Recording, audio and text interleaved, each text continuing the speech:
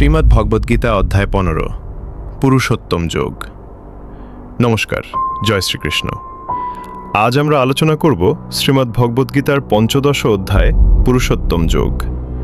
এই অধ্যায়ে ভগবান শ্রীকৃষ্ণ সংসার, আত্মা এবং পরমেশ্বরের প্রকৃত সম্পর্ক অত্যন্ত সহজ ও গভীরভাবে ব্যাখ্যা করেছেন। শ্রীকৃষ্ণ বলেন, এই জগৎ একটি ঊর্ধ্বমূল ও অধঃশাখা অশ্বত্থ বৃক্ষের মতো। এর মূল উপরে অর্থাৎ পরমেশ্বরের মধ্যে, আর শাখা প্রশাখা নিচের দিকে বিস্তৃত। এই সংসারের প্রতি আসক্তি মানুষকে জন্মমৃত্যুর বন্ধনে আবদ্ধ করে রাখে। তাই ভগবান নির্দেশ দেন, বৈরাগ্য ও ঈশ্বরভক্তির মাধ্যমে এই আসক্তির বৃক্ষকে ছেদন করে তার চিরন্তন ধামে পৌঁছাতে হবে। এরপর শ্রীকৃষ্ণ জীবাত্মার প্রকৃতি ব্যাখ্যা করে বলেন, মমৈবাংশ জীবলোকে জীবভূত সনাতন, অর্থাৎ প্রতিটি জীব আমারই চিরন্তন অংশ। কিন্তু মন ও ইন্দ্রিয়ের আসক্তির কারণে জীব সংসারের দুঃখ ভোগ করে। ভগবান আরও বলেন, সূর্যের আলো, চাঁদের জ্যোতি, অগ্নির তেজ সবই তার শক্তির প্রকাশ।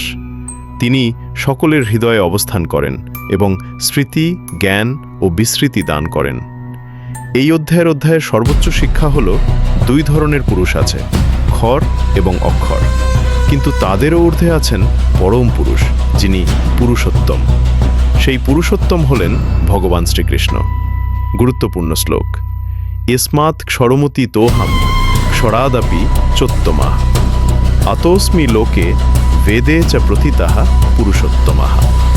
উচ্চারণ: ইস্মাৎ ক্ষরম আতিতোহাম অক্ষরাদাপি চোত্তমাহ আতোস্মি লোকে বেদে চ প্রথিতাহ পুরুষোত্তমাহ।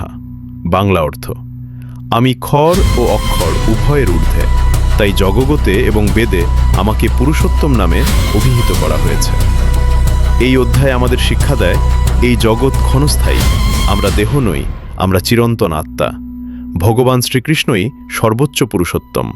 তার শরণ গ্রহণ করলেই জীবনের প্রকৃত উদ্দেশ্য ও মুক্তির পথ উন্মুক্ত হয়।